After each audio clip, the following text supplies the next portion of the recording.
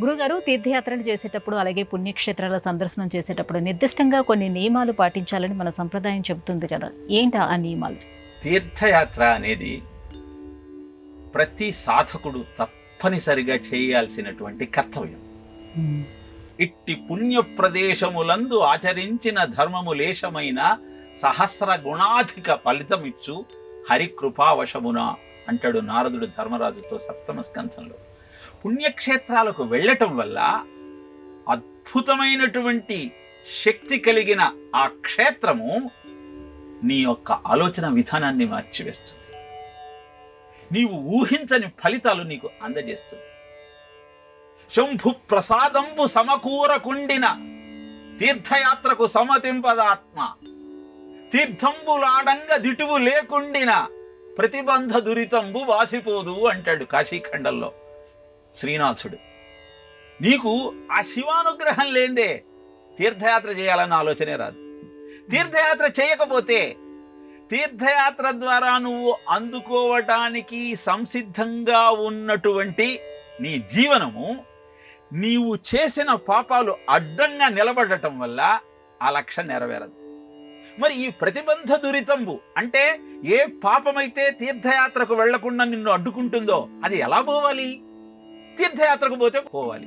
తీర్థయాత్రకు పోవటానికి ఆయన అనుమతి ఎలా దొరకాలి? ఆయన అనుగ్రహం ఎలా కలగాలి?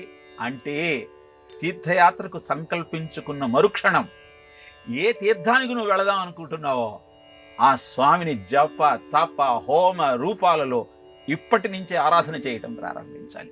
తీర్థయాత్ర అంటే అక్కడికి వెళ్ళిన రోజు కాదు, సంకల్పించిన రోజు నుంచి ఆయన నామమో, ఆయన ధ్యానమో, ఆయన స్మరణయో, ఆ మంత్రము అనుష్ఠానం చెయ్యాలి. ఇది మొదటి నియమం.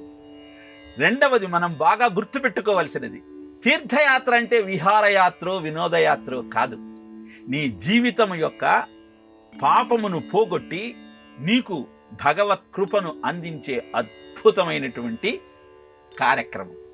ఈ లక్ష్యాన్ని పెట్టుకొని తక్కువగా మాట్లాడుతూ, మితంగా భుజిస్తూ, సాత్విక ఆహారాన్ని మాత్రమే స్వీకరిస్తూ నీవు తీర్థయాత్రకు సంసిద్ధుడవు కావాలి. ఇక ఆ క్షేత్రానికి వెళ్ళిన తరువాత కోపాన్ని కామాన్ని పక్కకు పెట్టాలి. కోపంతో కామంతో ఉన్నవాడు తీర్థయాత్ర చేయడానికి అనర్హుడు. విషయం ఏమిటి అంటే పుణ్యక్షేత్రాలలో చేసేటువంటి దానము తపము జపము ఎంత అద్భుతమైన 1000 రెట్ల అధికమైన ఫలితం ఇస్తాయో, తీర్థయాత్రలో చేసే నువ్వు పాపం కూడా అంతే అథ పాతాళానికి నిన్ను చేరుస్తుంది. అంత అత్యధికమైన ఫలితం ఇస్తుంది. కాబట్టి తీర్థయాత్రలో ఎప్పుడూ తప్పుడు పని చేయకూడదు.